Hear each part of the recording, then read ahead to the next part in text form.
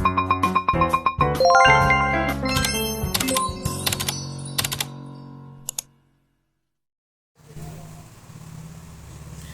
evening everyone. So for tonight's video, I'm going to discuss about illustrated novel.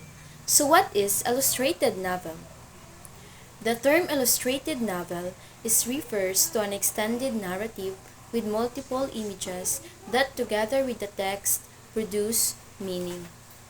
An illustrated novel is a literary work that combines the elements of a novel with illustrations.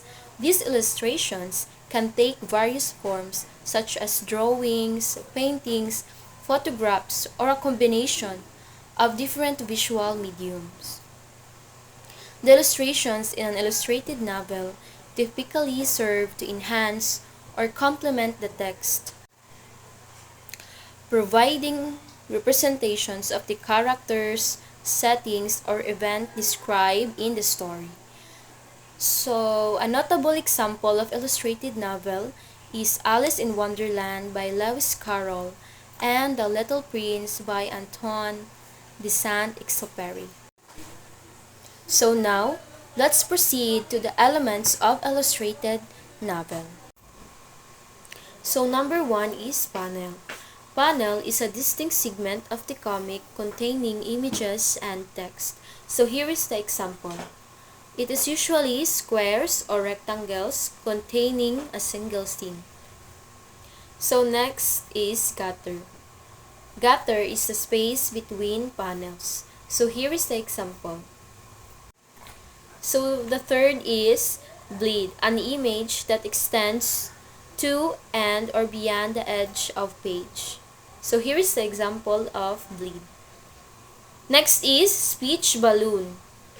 Speech balloon encloses dialogue that comes from a specific speaker's mouth and can vary in size, shape, and layout. So here is the example of speech balloon. So next is captions.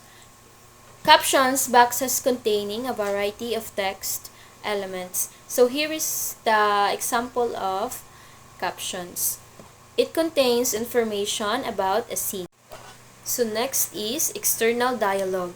It is a dialogue between two or more characters. So here is the example of external dialogue. Next is internal dialogue. It is a thought enclosed by a balloon that has a series of dots or bubbles leading up to it. So here is the example of internal dialogue. Next is special effect learning. It is a lettering that draws attention to text, often highlight onomatopoeia and impact words like this. So next is closure. Closure is the reader's completion of meaning between panels. So here is the example of closure. Next is long shot. It is an image that shows objects fully from top to the bottom. So here is the example of long shot.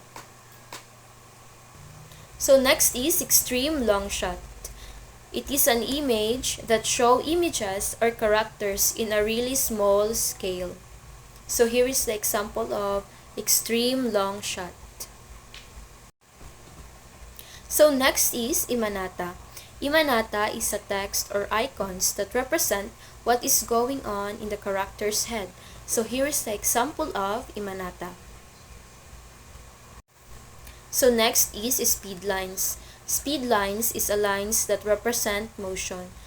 So here is the example of speed lines. Next is close up. Close up is images shown in a large view. So here is the example of close up. So next is extreme close up. Extreme close up is an image shown in a very large view.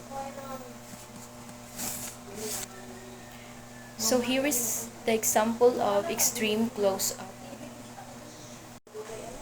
Next is splash page. It is a panel that takes up the whole page of a comic.